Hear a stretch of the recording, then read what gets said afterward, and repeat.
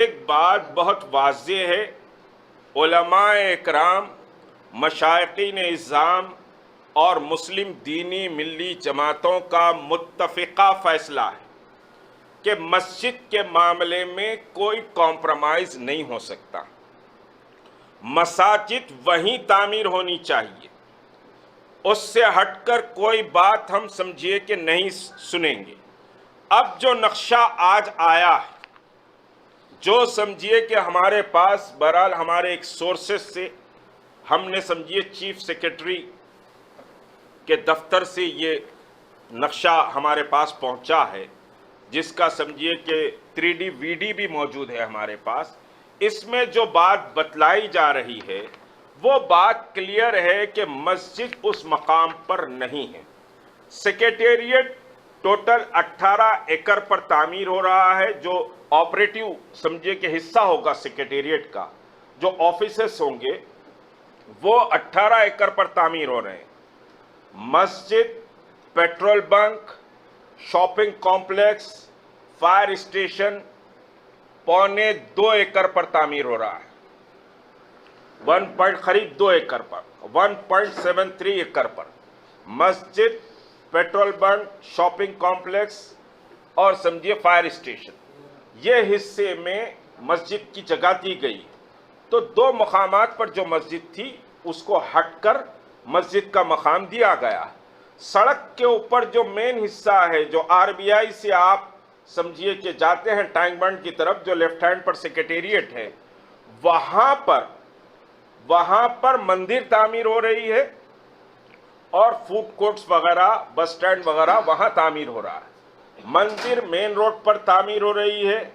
مسجد secretariat کے پیچھے یعنی مین کمپاؤنڈ کو جو حصہ لگتا ہے وہ سمجھیے کہ وہاں مسجد تعمیر ہو رہی ہے۔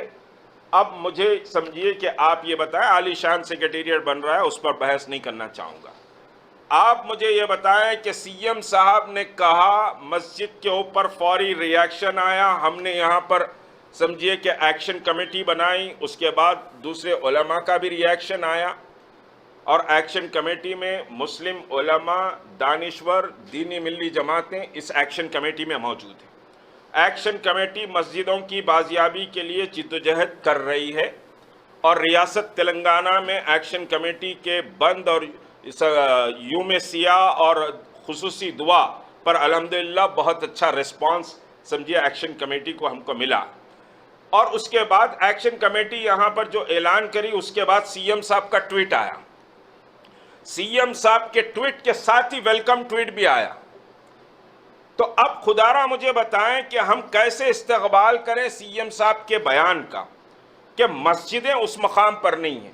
علماء و مفتیان اکرام نے یہ فیصلہ دیا شریعت کی روح سے کہ ایک بار مسجد بن جاتی ہے تو قیامت تک کے لیے وہ مقام پر مسجد رہتی ہے، مسجد تبدیل نہیں ہوگی، مسجد کی جگہ منتقل نہیں ہو سکتی۔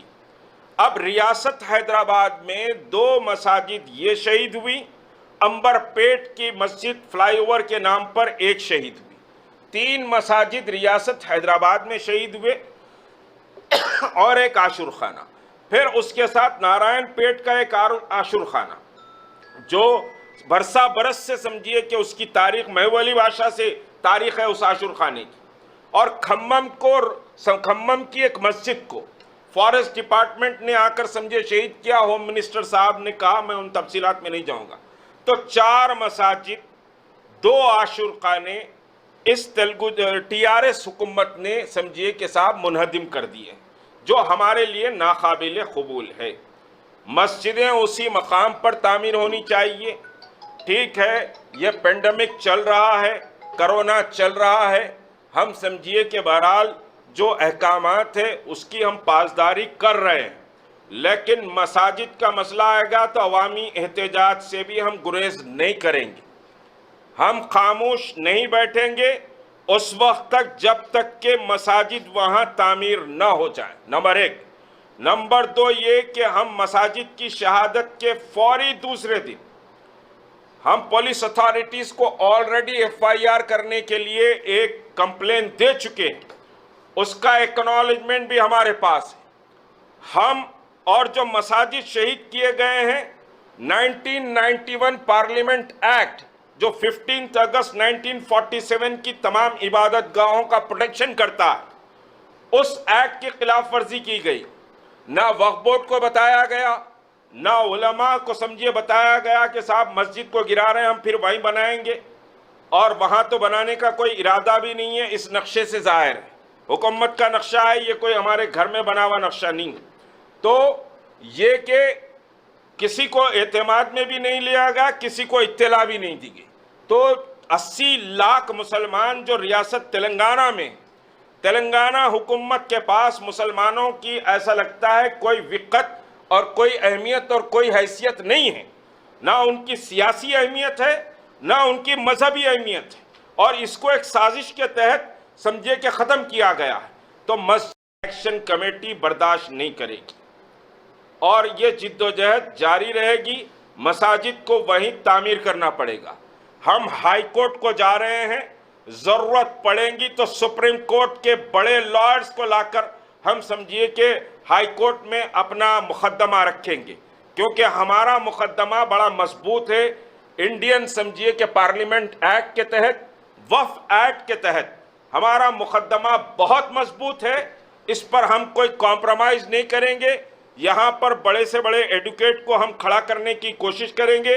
अगर ज़रूरत पड़ती है तो हिंदुस्तान के टॉप लॉयर्स को इस मुकदमे के लिए लाएंगे, क्योंकि ज़मीन पर जो मसाजिद की ज़मीन है, तेलंगाना गवर्नमेंट का उस पर कोई हक नहीं।